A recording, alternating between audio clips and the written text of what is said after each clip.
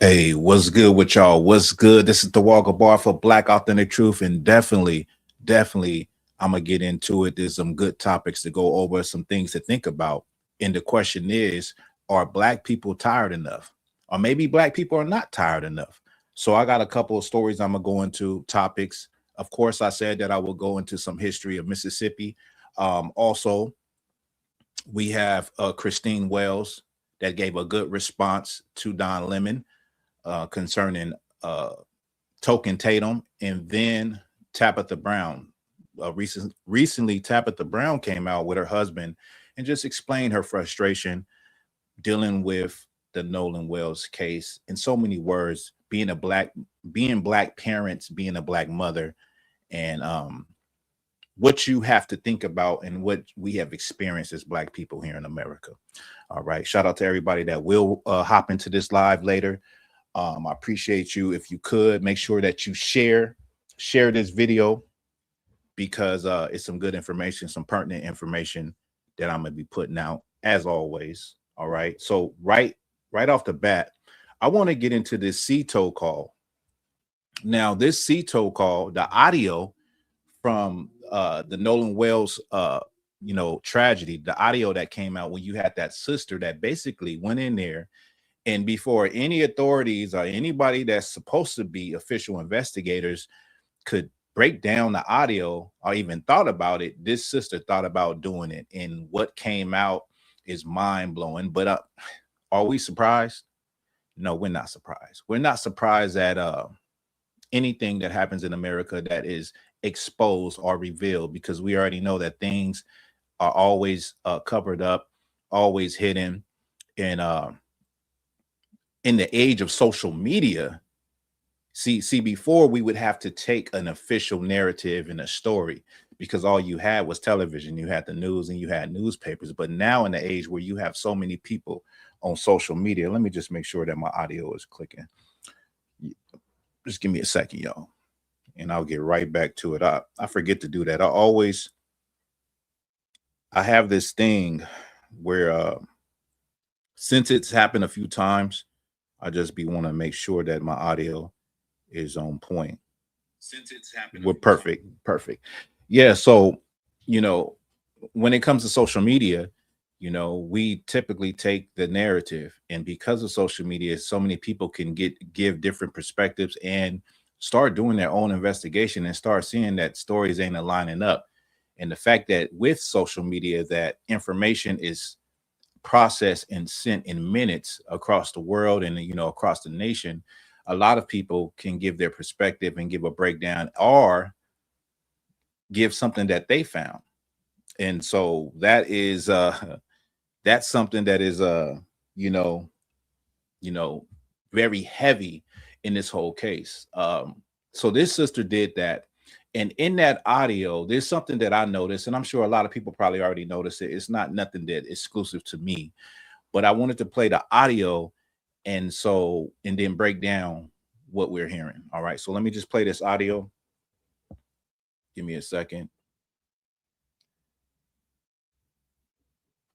And yeah, like I said, shout out to everybody that you will see this live later on. Just make sure you share it. All right.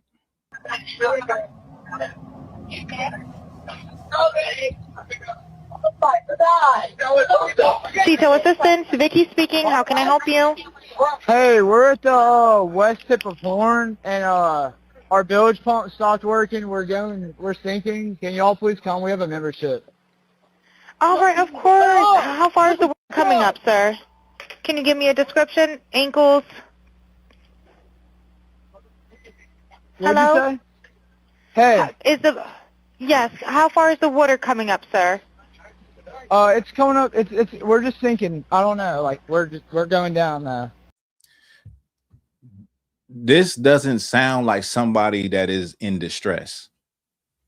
Like that call with that boy, he sounds so nonchalant and so, so calm. It doesn't sound like someone that if you're sinking, you would be panicking. You know what I mean? Like a real emergency call typically don't sound like that. He's just too cool for the moment. He's too cool for the moment, not to mention the back chatter that's behind him. And of course, shout out to the sister once again. It was brought out that these people are basically saying, Nolan, is he dead? And there's names that are coming up, and he's just so cool. He's just so calm, so cool, and it just doesn't add up. Doesn't make any sense, right? But since this video has come out, people have moved the goalpost. So since this sister went in and worked the audio and showed that definitely something happened, now you see everybody trying to, in the media, everybody trying to move the goalpost. Now all of a sudden, pictures come out trying to say that Nolan was on the island at this time. Then you have people now trying to say, Tatum trying to say that Nolan was, he took some drugs. So now that some official solid proof has come out, now they're saying all kind of other stuff when they wasn't even saying that in the beginning. But what I want Black people to do is to remember where we were at, because part of these type of incidents and part of the media's job is to wear you down. And before you know it, there'll be another story that they'll be throwing out in the media that will make people forget. And not only that, just drag this process out to where people are wear down and people don't actually care anymore. And I'm saying the, publicly, like people that are not personally involved don't care anymore. They won't care anymore. The public won't care anymore because it's been dragged out, and then you don't hear anything about it anymore. In the news, let's say, remember, when it comes to the media is about money and about headlines. They're about money and headlines. So eventually the Nolan Wells case will only be covered periodically, but they're going to keep trying to move the goalposts. And another thing, I brought this out, another thing about the fact you have to think about is propaganda. Like when it comes to propaganda, it's like the media is almost like mind control for a lot of people. So if you were at a situation, I'm saying if you were somewhere out and something happened, excuse me, something happened, and then this has happened to me. I'm sure it's happened to other people. You've been actually at something that happens, and then in the news, it's reported totally different. It's reported without facts, and it's not reported accurately. And so that is a form of propaganda to spin a story how you want it to sound. And when it comes to stories in the media, they definitely spin them how they want them to sound, and people start to believe it. A lot of people will look at the news 9 times out of 10 and they believe those stories that they hear coming out of the mouths of reporters and stuff, not understanding this is not even a firsthand account. But that's the power of the media. So the power of the media also can derail this situation, this thing with Nolan Wells. But the beautiful thing is that social media, people share information in real time, and Black people felt how they felt when they first seen the photograph of Nolan and hearing the stories. I said this before and I say it again. We would not know, how should I say this? Let me say it. If the devils, those little devils, would have had their story straight, we would have never known about Nolan Wells. We wouldn't even know about Nolan Wells if those devils would have had their stories straight. But they didn't have their story straight. So when you're seeing a picture of Nolan and you're hearing the stories and they're not lining up, Black people already was on the same page with this whole thing. Black people was like, something happened. And rightfully so, which I'm going to go into with the history of Mississippi. Rightfully so, Black people was like, something happened. I can't trust it. Why was he out there with those boys? Rightfully so. You can't even get mad at Black people for feeling that way. But the audacity, or should I say, the caucasity of these people They upset because black people don't trust the situation before they even knew any facts, but we knew that the story didn't line up. Okay. And on this CTO call, you can hear that the boy that's calling in, he doesn't sound like he has a bit of urgency in his voice. He's all calm and he's distracted. Let me play it again. He's distracted. Detail assistance, Vicky speaking. How can I help you? Hey, we're at the west tip of Horn, and our bilge pump stopped working. We're sinking. Can y'all please come? We have a membership. All right, of course. How far is the water coming up, sir? Can you give me a description? Ankles? What'd Hello? you say? He's distracted. What do you say? What do you say? He's on a call and it's supposed to be an emergency. He's distracted. He called her for help from a sinking boat, but he's distracted. He's not even listening to her. He's distracted. I wonder why. I wonder why. We know why. We know why now. But like what they did was, after this sister worked the audio, and it shows that it was definitely foul play. Something happened to Nolan. The first thing they did was attack the sister. They tried to bring up her background. What do they always do? Go into your background. Try to see if you was arrested for something, if you committed a crime. They try to basically demonize you and make it seem that you ain't worthy. You don't have the credentials for us to believe you. You don't have the reputation. Look what you did in your past. Why should we believe that you are telling the truth, or you didn't put those artifacts in the audio? Whereas she's using the same audio that everybody else got.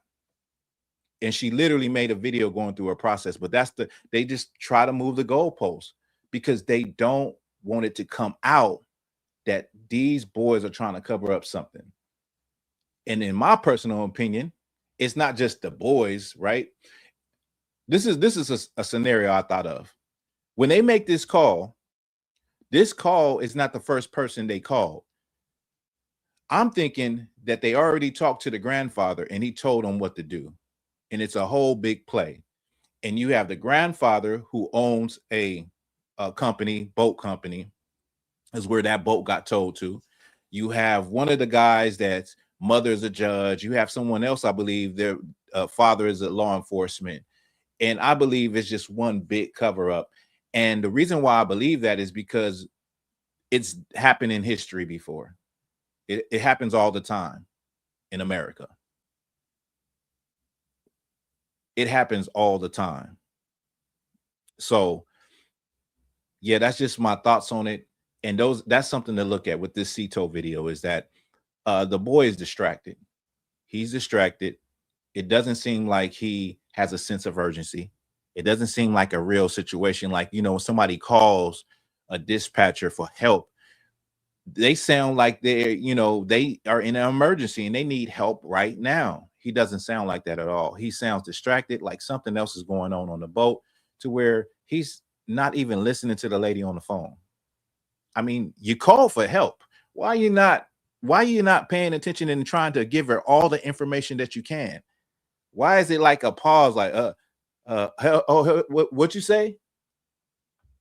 We know something happened with that. That don't add up. So, yeah. So, now I want to get into what I was just talking about with the history of Mississippi. And so, like I said, that I was going to go into this, I wanted to bring out some things about Mississippi.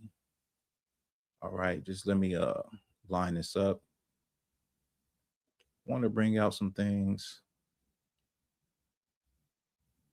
I forgot to put my little title. I made titles. Let me see. I forgot to put up there we go. Right. And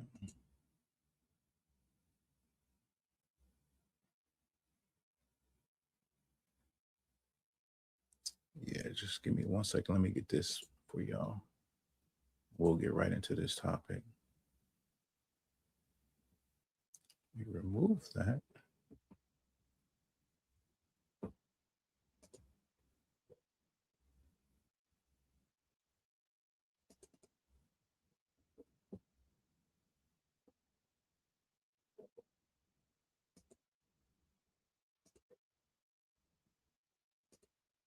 Now I want to talk about the history of Mississippi. So when it comes to the history of Mississippi,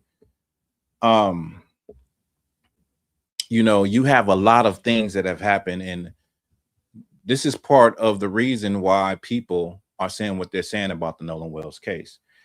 Mississippi has a long racial history, a long history of cover-ups, a long history of government corruption and working with the Ku Klux Klan, and civil rights murders. And so the list just goes on. And about Emmett Till, about Medgar Evers, the Mississippi burning case with the 3 civil rights guys that went down there to register voters, and the sheriff put them in jail. Then later on, when he let them out of jail, he called the Ku Klux Klan, and they met up and they executed them.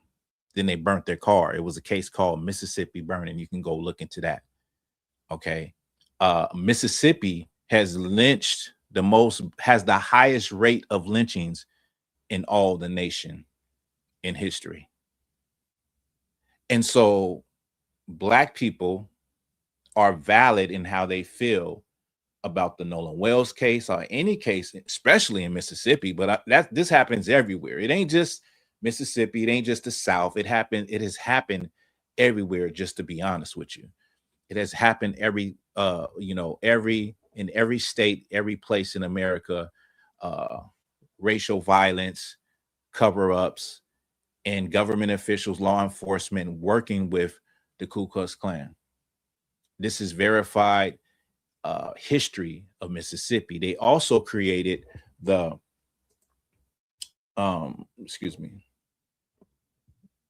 it's a sovereignty commission. I forget the name of it. It's a sovereignty commission that Mississippi created. In this commission, it was created to be undercover and basically investigate civil rights groups and civil rights leaders and cover up everything that they did. And I believe it was in the 90s where they were fighting to get a lot of the files that the Sovereignty Commission, the Mississippi Sovereignty Commission had recorded.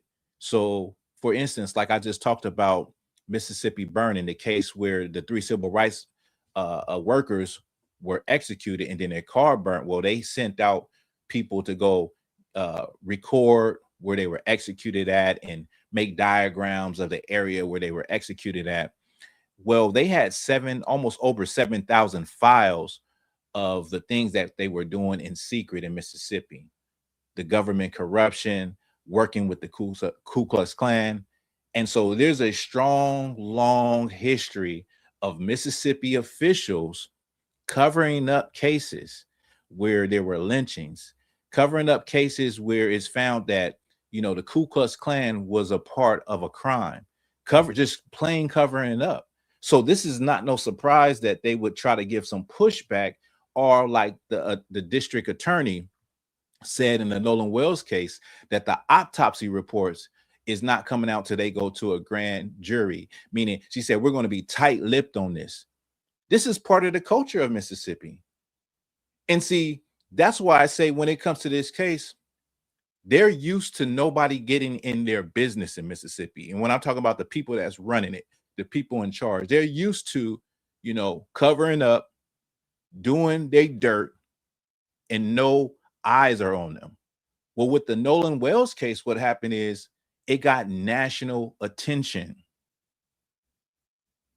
And had them little devils had their story right, we never would have heard about Nolan Wells. If those little devils had their story right, the story of Nolan Wells would have just been another headline, but it wouldn't have got as big as it's gotten. We don't even know if his mother and father would have ever recovered his body,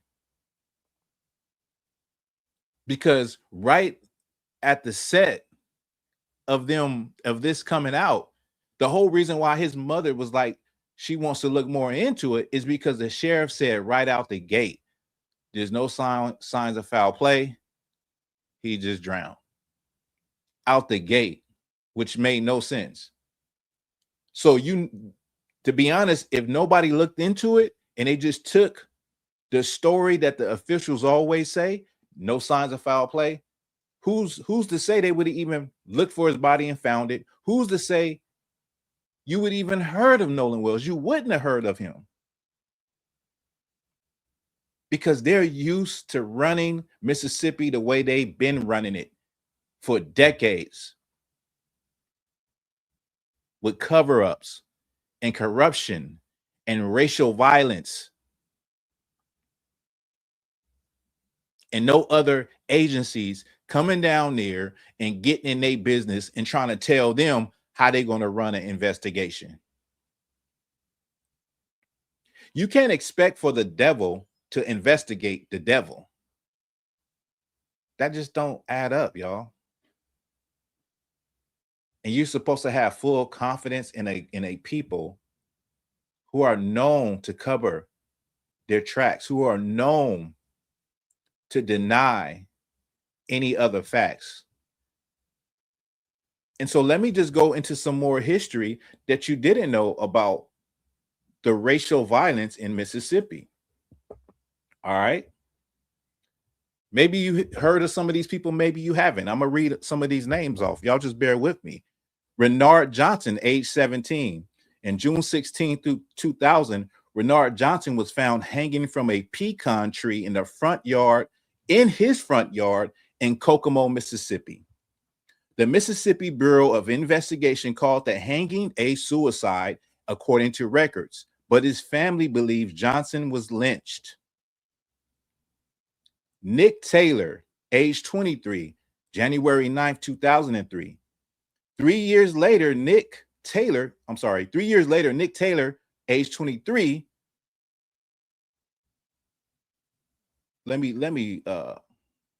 Nick Taylor, I'm gonna start over. Nick Taylor, 23, was found hanging from a tree about 11 miles from his house in Porterville, Mississippi. A dog chain was wrapped around his neck. Police ruled the death a suicide, but an attorney for the family said it was a lynching. Ron Ville, age 55, April 22nd, 2004. He was found hanging from a pecan tree near Woodville, Mississippi. Relatives said Ville was found with a hood over his head. A state police spokesman told reporters Ville's death was consistent with a suicide.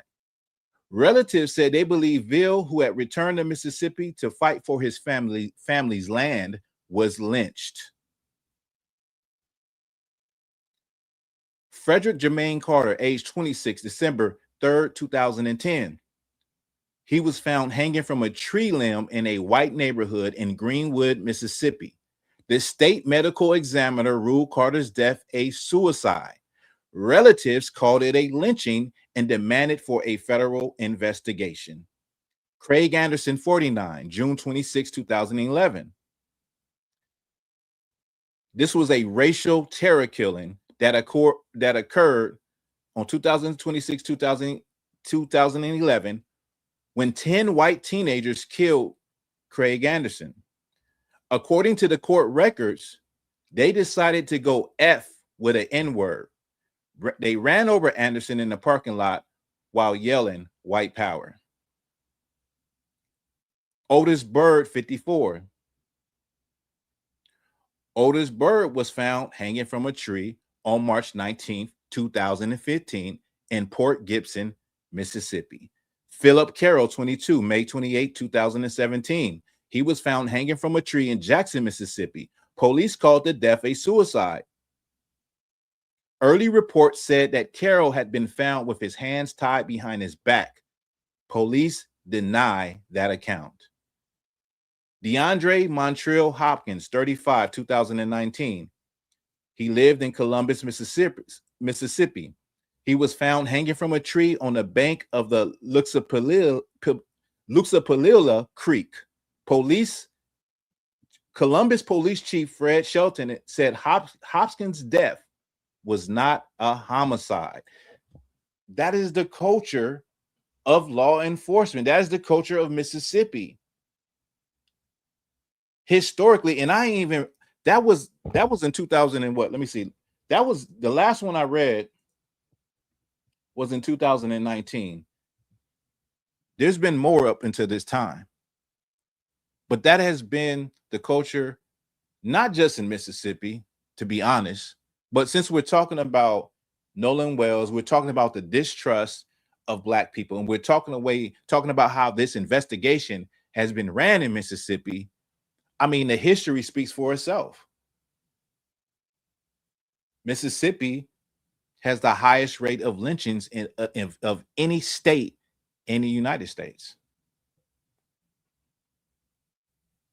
So you tell me something ain't wrong.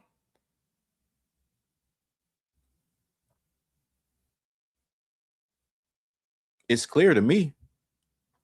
It's very clear to me. And once again, are Black people tired of acting like this stuff don't happen? Are going with the official narratives like we stupid? These people really think that we stupid. Shout out to everybody that's rocking with me. Right? So now let's move on. That was what I wanted to go into concerning the history of Mississippi.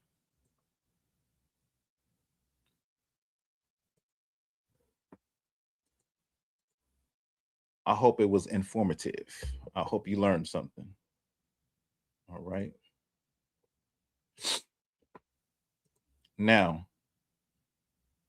this is Christine Wells. She was talking to, first I'm gonna play a video of Christine Wells, and then Officer Tatum responded.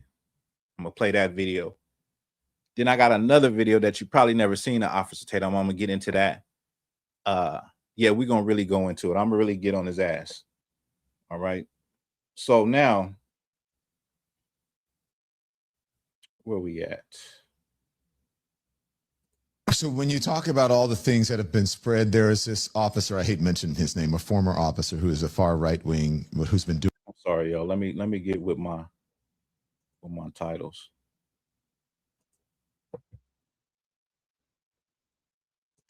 So when you talk about all the things that have been spread, there is this officer, I hate mentioning his name, a former officer who is a far right wing, who's been doing the interviews and has been saying, go ahead.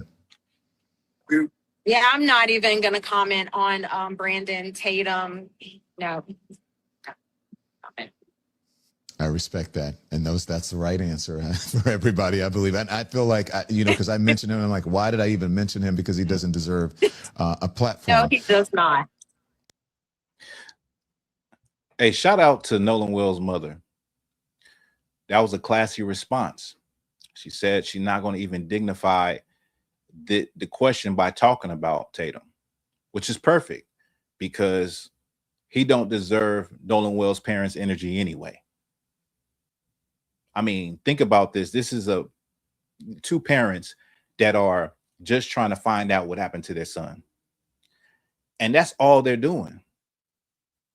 And these two parents done worked hard to provide a life for their son. And then this happens. And now they're trying to get answers for what happened to their son. And you got this stepping, fetching Negro who's a damn Uncle Tom circus clown that has inserted himself into the conversation by going out there and interviewing the boys who are the so-called friends of Nolan Wells. When nobody asked him to do that. But that is his platform. And another thing you got to think about, out of all people, why did these boys talk to Tatum? A Black man that talks down on his people.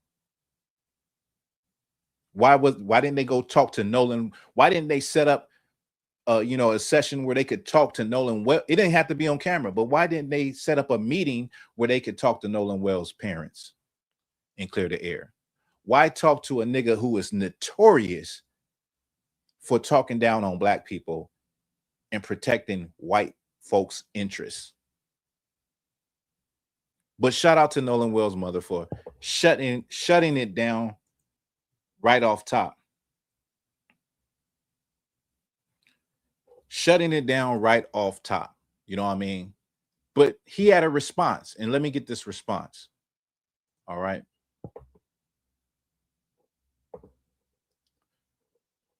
I didn't know I had this many. Yeah, let me get this response. The things that have been spread, there is this officer, I hate mentioning his name, a former officer who is a far right wing, who's been doing the interviews and has been saying, go ahead. Yeah, I'm not even going to comment on Brandon Tatum. No. Time out. Do you guys find that kind of suspicious or interesting that Don Lemon said, I'm not going to mention his name?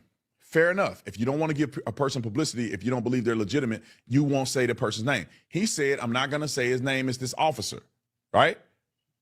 Then mom gets on, and you would think she would say, I'm not talking about that dude. He's irrelevant. He's not worth my time. I'm not talking about this guy you talking about either. Why would she say Brandon Tatum? She put my full name out there. Timeout. Nigga, why does that even matter? Everybody knows who you are. It's not like don't nobody know that you a top tier token, a circus act, the star of your own show. Everybody already knows who you are.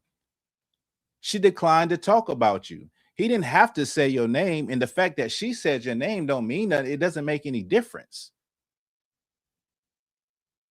That's weird that he would try and see what he really trying to do, because when I seen the interview, and I seen this right after, not too long after. So what he really is doing is just trying to monetize to his fan base and drop video after video. And when you go into the comments of his fan base, of course, you know who they are. They are trying to demonize Christine Wells, like, oh, somebody wants attention. No, they want answers. But the fact remains, everybody knows who the hell you is. You are the premier top tier token of the world, of America. Everybody knows who Brandon Tatum is. We know that you love Charlie Kirk, and you cried at when something happened to him, and then you was complaining that they didn't invite you to speak at his funeral. We know who you are, and people gonna know a little more about you after this live video that I'm doing. Now let me pull this up. You probably didn't see. Some of y'all probably have seen it. You know, this is not nothing exclusive, but we're gonna get into it. I want to show you something. I'll make a good point. I'm gonna bring it home. You know you's a bitch, and when I see you, I'm whooping your ass. Everybody got it on live stream. Everybody on your live stream know you's a bitch, and when I see you, I'm whooping your ass. Everybody got it on live stream. Now, this is Brandon Tatum, and some of y'all probably seen this, where he is going off on somebody on live. And he's telling him, when I see you, I'm whooping your ass. You's a bitch, and when I see you, I'm whooping your ass. This is Brandon Tatum. This is the same man that says that black people are ignorant and stupid, and the number one cause of black people dying is because of black on black crime. He brings out all the statistics. But right here, Brandon Tatum was about to become a damn statistic. This is the same man that talks about black people, nobodies and low vibrational. It looks like he was on some low vibrational energy. It looks like he was on some ignorant energy, right? Yeah, that's the Brandon Tatum that bent down on one knee for a white woman. For his queen of the earth and the universe. That's the same Brandon Tatum.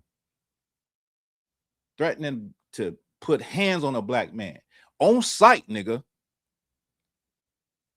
Literally chimping out online, who banging online on another black man, saying, when I see you, it's a wrap. That's that Brandon Tatum, right? The funny thing is,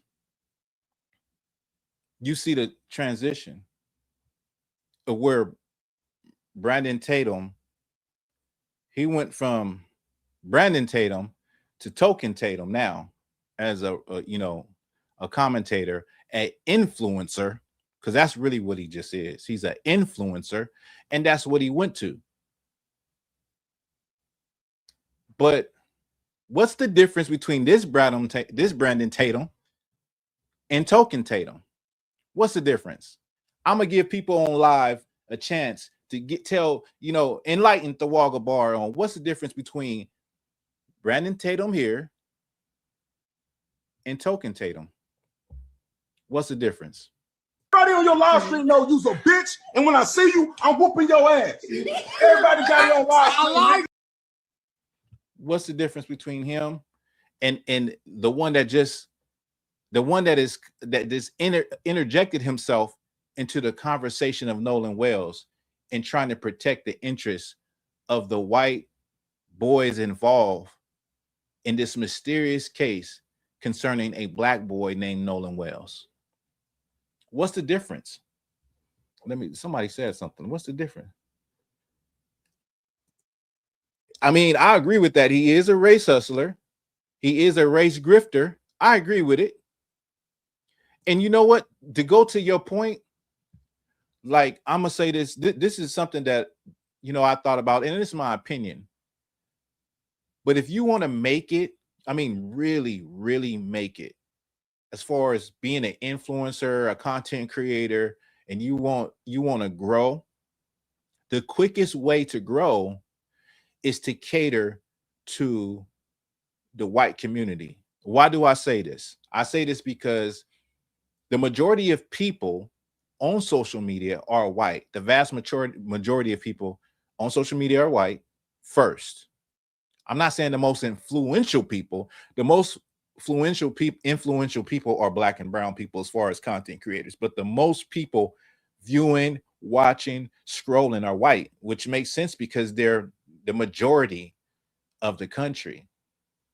But if you then turn that message into a message where you're putting black people down and you're praising white people and never pointing out the wrongs that they do, the crime and stuff like that, you would skyrocket.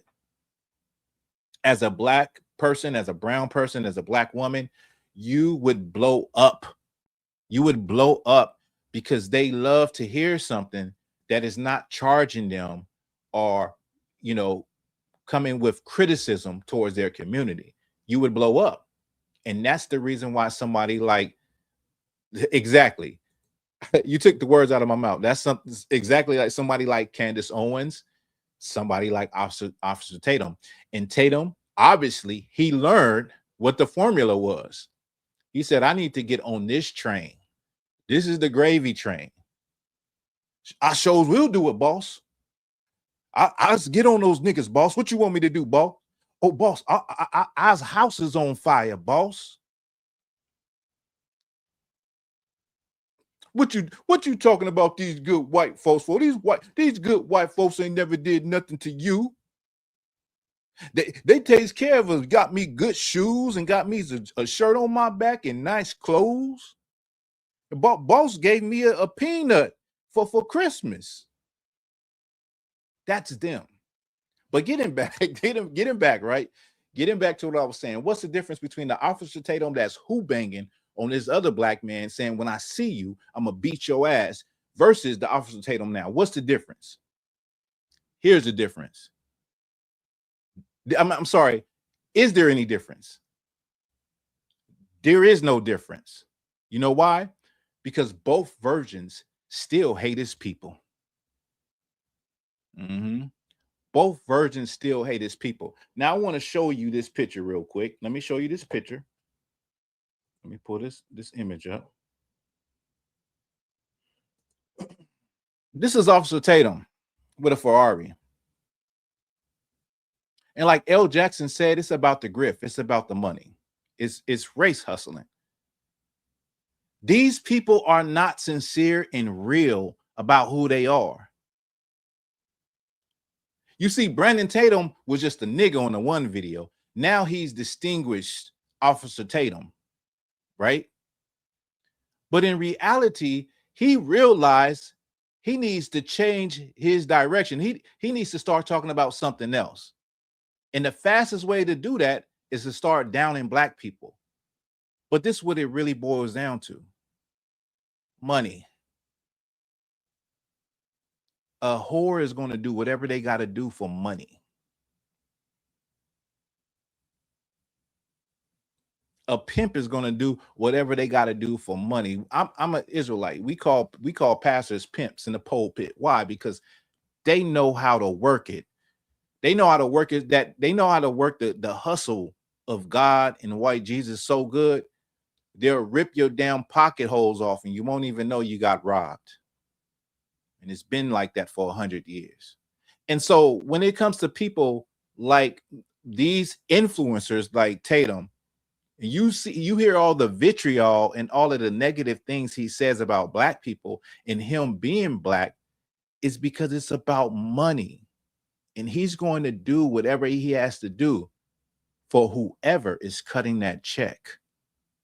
If you want to know about Brandon Tatum, find out who's cutting that check. That's what you do. Go find out. That's the Black Authentic Truth. Go find out who's cutting the check. He just changed uniforms. He was still a nigga that hated his people, but now he learned to benefit off of it. He learned how to benefit off of it. And that's what it boils down to. What's the difference between him? See, Brandon Tatum will talk about, degeneracy. And let me just say this. When it comes to degeneracy and the negative things in our community and the negative parts of our culture, I understand that there is a way. I understand that those things must change, but there is a way to not down your people while propping up another people that you look at as godlike to help fix your people. There's a way to convey what needs to be fixed, to, communicate to your people what needs to be fixed without trying to make them look like they're the only people that have problems. But he talks about the degeneracy when it comes to rap music and the rappers and stuff in that culture, which I don't agree with, right? I don't agree with, rapping about, we come from an era, and there's a lot of people, there's people my age that don't agree with the music that we hear today. And it's also people that's in that generation that don't agree with it either. And so he talks about the rappers and how, they want to get that lifestyle. They're rapping about this, they're rapping about that. When you're coming from the ghetto, when you're coming from the hood, and you walk into a room and you have people in a music company that's willing to sign hundreds of thousands and millions of dollars over to you, that's going to change your life overnight, you're going to sign that paper. Unfortunately, you're coming from a place where you don't know how you're going to pay the rent. All you see is poverty around you. All you see is people with dreams and trying to, get higher in life. And somebody's finna sign a check to you. These people that run these record companies, they want a certain message to go out.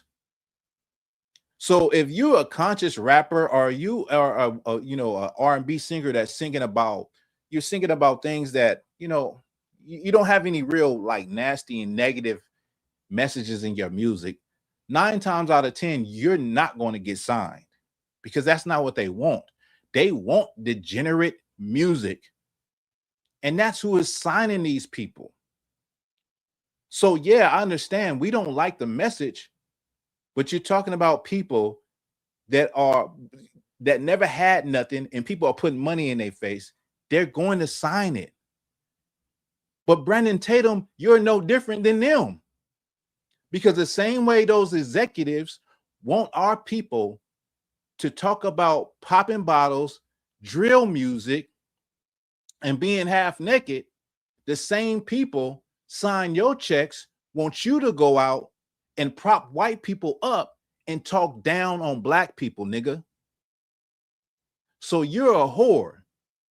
You're a whore for the money, and you're not even real. Like I said to y'all earlier, these people are not even real.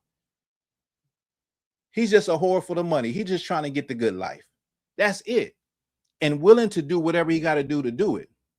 It just came out that after Charlie Kirk died, Brandon is selling shirts with Charlie Kirk's face saying all the proceeds was going to go to Erica Kirk and them, when all the proceeds didn't go to Erica Kirk and them. So he's all about the dollar bill, and he's willing to go against, he's willing to sell his soul to go against the dollar bill. He sold his soul and saying, here's my black card. You see on the other video, he was a real nigga. He was the nigga that he talked down about right now. He was that. Lost in hating his people. Now he talks down on that same nigga that he was. He sold that. He sold that to say niggas ain't shit. Niggas are the problem. Black people are the problem. Black people are more likely to get killed by another black person. And white people are more likely to get killed by white people too. But see, there's a grift to it and you got to catch it. You can't. And so going back to what Christine Wells said, Christine Wells said, her response to bringing him up, you can't give people like that the energy and the space. He don't even deserve a platform in the black community. And like they said, they've been saying this online a long time, tokens get spent. But more to that, I want to just say, look at the story when you have black people like this that try to shit on their own people and prop up the white establishment. It always falls down. It always falls down. And when that time comes, he'll realize that, but he won't be able to come back to the black community. All right.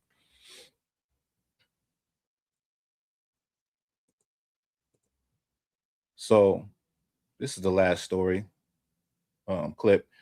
I'm gonna run with Tabitha Brown. Before I get into this, let me just get this, because I thought this was I seen this morning. Okay, I thought it was interesting to, because people were talking about it. And on the post that I seen this picture, it was a woman that posted this and said, "Why is all the backlash for saying that black women shouldn't be out in public in bonnets?" All right. And one of the things, like, I was kind of surprised. That wasn't the first thing that struck me, was the bonnet. What struck me is that the sister is half naked and it looks like it's an office, it's someplace in public. That's what struck me. But the whole post was about wearing bonnets in public. And, when it comes to people, we're talking about women right now. When it comes to women that go out in public like this is a learned behavior that comes from the way you was raised. I've seen images of women dressed very provocatively, taking their children, going to the school for an awards assembly. The most recent time I went to awards assembly for my daughters, I seen a little girl that was dressed like a grown woman, and we're talking about the grade between 4th and 6th grade. So how you are raising your household is how you're going to present yourself when you become an adult, and you not going to think anything wrong with it because no one has never told you anything is wrong with it. And when it comes to behaviors like this, when it comes to a behavior like this, or it comes to a behavior where women are provocatively dressed all the time, everywhere, half naked, thinking that it's okay. This is a scripture that I want to read to y'all. This is Ezekiel 16, chapter 16, verse 44. It says, "Behold, everyone that uses proverb shall use this proverb against thee, saying, as is the mother, so is the daughter. So you can bet that when you see a woman like this in public, 9 times out of 10, or according to the Bible, 10 times out of 10, the mother is just like that. She learned these traits from the mother. Typically, most women grow up with their mothers. I know some grew up in foster care, some grew up with a guardian of some such. But these traits come from the mother, okay? To be half naked, to think it's okay to be in a public space like that, people will down talk Black people like this, but it is a learned behavior, and nobody has ever told them, hey, you got to do better. Why you dressed like that? And of course, a lot of times you might get a lot of attitude and, bitterness from it, but it's the truth. And sometimes we got to tell our people the truth. This is unacceptable, and even as a child, don't no child want to be walking around with some mother who they ass is hanging out. It's just, and people think because children are small that they don't see that, or they don't feel embarrassment. Children do feel those things. They do feel those things. But of course, they'll never voice it because they can't articulate it. But yeah, I thought this was important to bring out. When you see such situations like this, that's what you're looking at. You're looking at someone who was raised that way. So here's the last clip, Mark. Deathly afraid to mess with our children. We should be deathly afraid to mess with our children. Just like we have had to be deathly afraid to raise Black children, to be Black in certain spaces. That fear that we have had to live with for hundreds of years. Somebody else should have to start feeling that fear. Because I'm tired. And I'm like, I choose joy every day. I choose light. I choose love. I choose peace until I don't. I think sometimes it's mistaken for, often, you hear it all the time, people mistaking that joy and peace and all that for like kindness for weakness. Kindness for weakness. But that's also, the thing, yeah. But also, like, they weakness and the fear, right? I think that there is a misconception that we fear you enough to let you even kill off our kids. And that is where I'm like, nah. There's like, if it, to me, and we shouldn't even have to have this conversation, and we have went. Well, this is what I said. We didn't do it, but we've had to endure it. Oh. We didn't do this. We didn't do it, but we've had to endure it. Literally, it has been our cross to bear. We've had to carry this, and we didn't do it to ourselves. And so it's exhausting, but it's also like when you think of, when I think of my son, my children, Nolan, that's he ain't mine, but he mine. It could be any of our children. You get to a place where you like, baby, you done pushed us too far. I'm out of here. The person that you be like, she ain't never been like that before. She always was kind, until she won't. He always was a man of peace until he won't. Like how far do you want to push us? That's all I'm saying. I'm like, I want us to be able to all live together in peace and harmony. But if you don't want to do it, And that's what it feels like is constantly being shown to us when our kids keep coming up missing or murdered, or we don't get information, and secrets and things are being hidden. Like, And if when it's our, it's a constant. It's like you're adding more and more. Eventually, the dam is gonna break. Like that's the thing. Like it's, I don't know. It's just, to me, I just feel like there's too much comfort in our lives not being valued.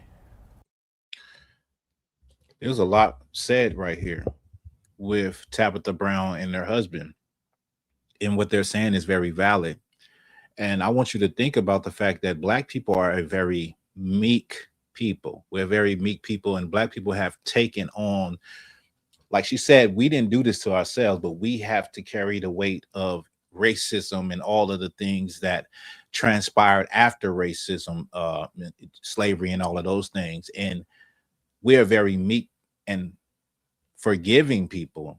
And I noticed that Black people, when it comes to shit like this, Black people are not controversial. Like, you have Black people that are, but you have a lot of Black people that would like to overlook everything and look for a greater good. And, you know, they want peace and they don't want to deal with confrontation.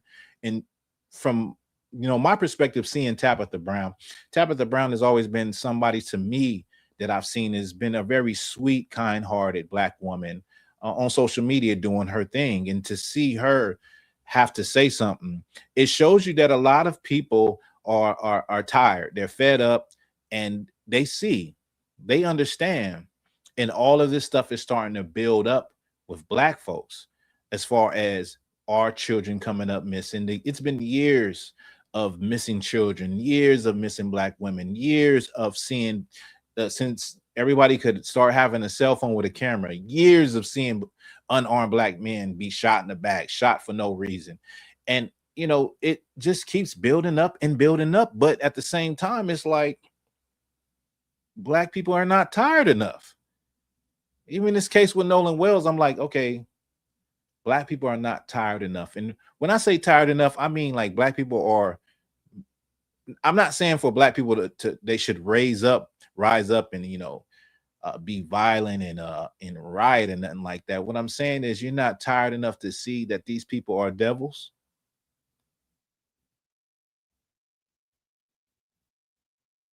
You're not tired enough. You're not tired enough to say, you know what, it is what it is. Like, it's nice that we, you know, we can work together and all of that, but as far as everything else and loving the culture and all of that, I'm not doing that no more. Celebrating the holidays and all that, I'm not doing that no more. Like, we're not tired enough in that way, is what I'm saying. We're not tired enough to say,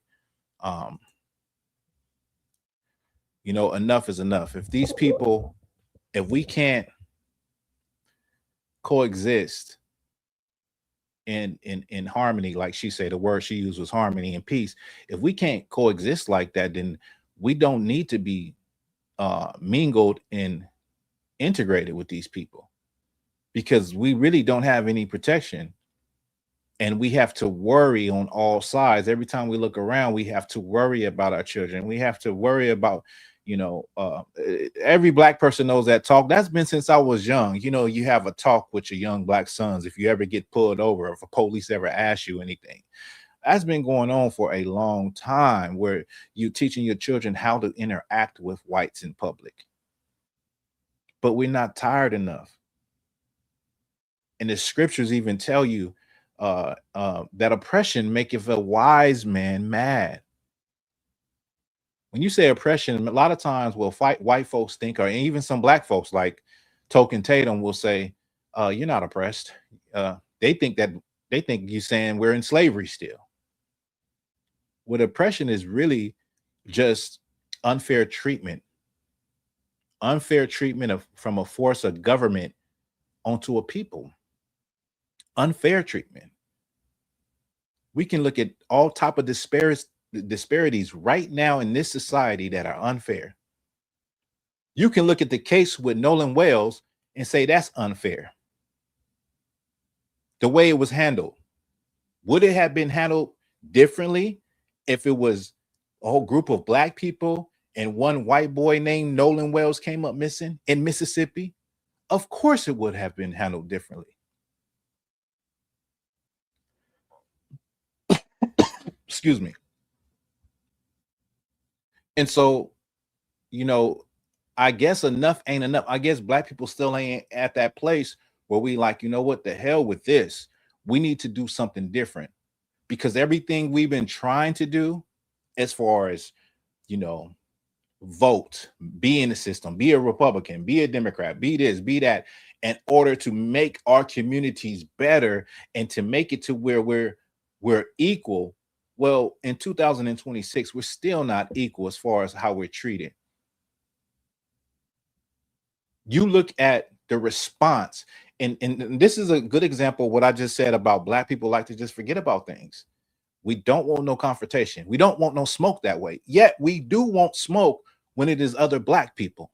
We want all the smoke when it's another black person, when it's another black individual. We want all the smoke, and we bring in the fire for their ass.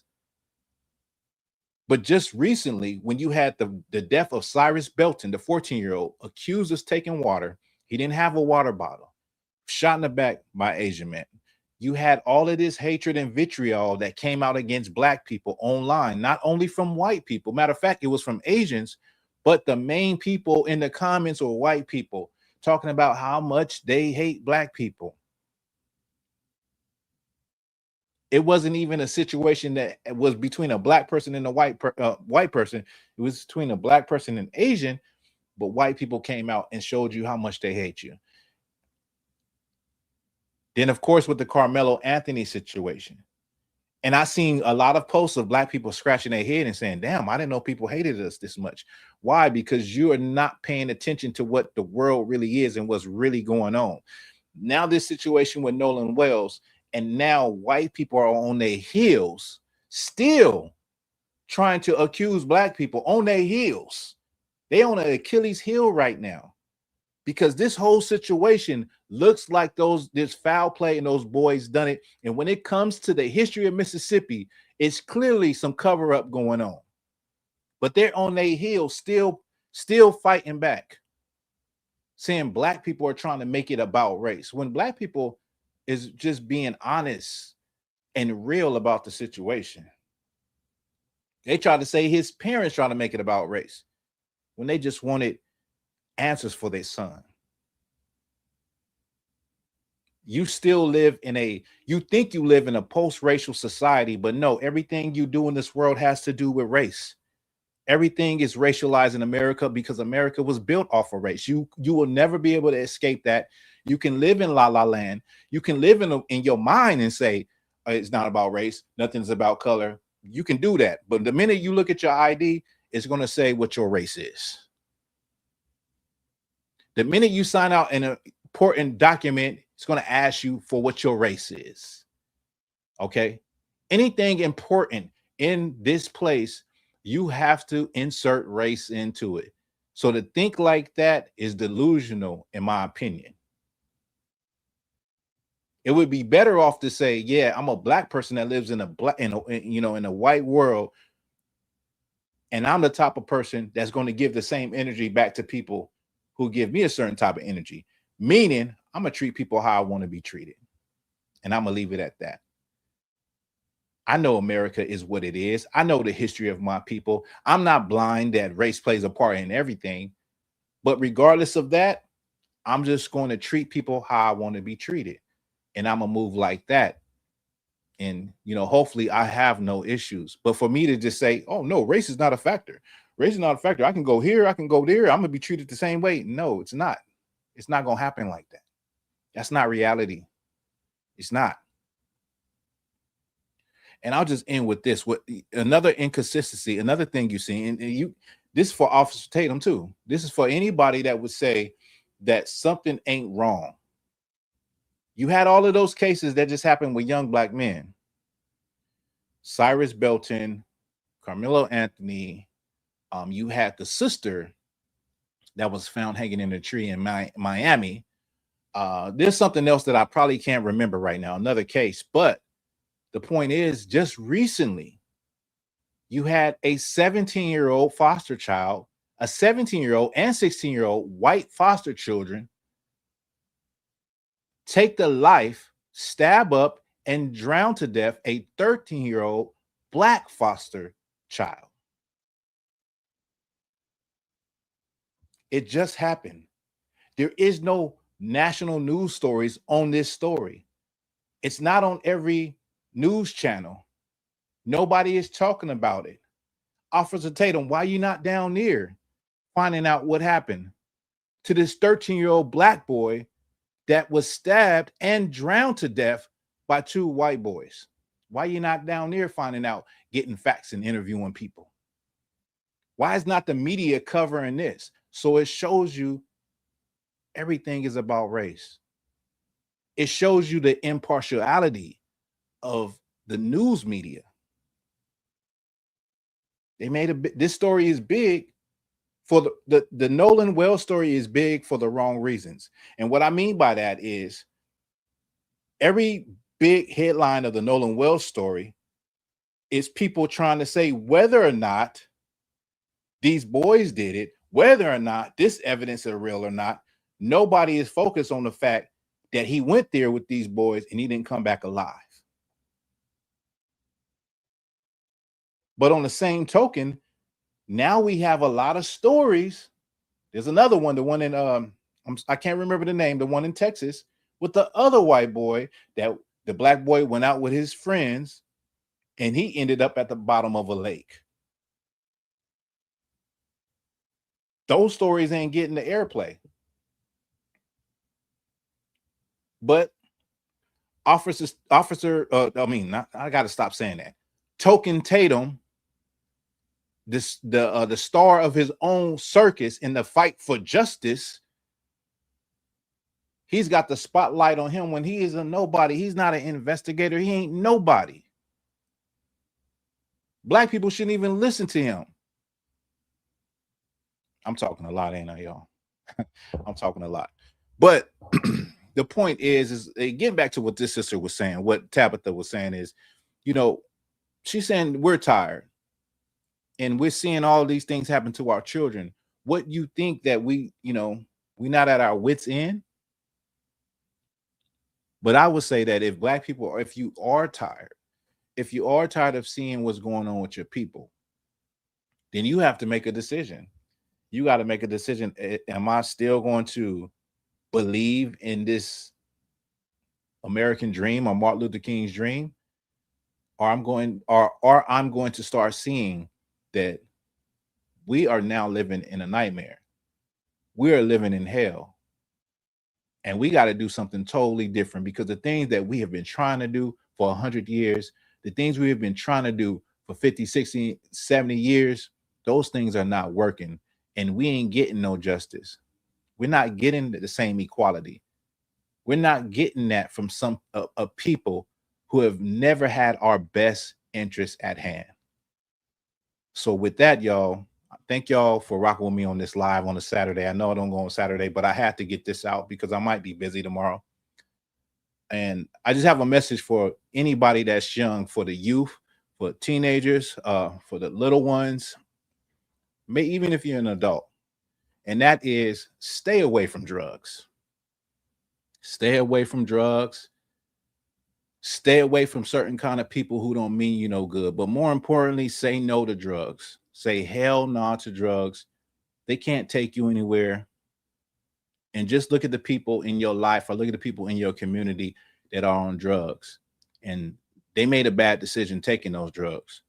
And maybe they didn't have nobody that was around to tell them not to do drugs, but you got somebody, you got a brother right here. You got a brother, you got an uncle figure, you got a father figure. And Thawahgabar, I'm telling you, say no to drugs. Stay sharp, stay righteous. Iron sharpens iron, all right? Iron sharpens iron, and sober minds think alike. With that, y'all, Y'all stay safe. Y'all stay out the way. I see y'all soon. This is Thawahgabar for Black Authentic Truth. Peace.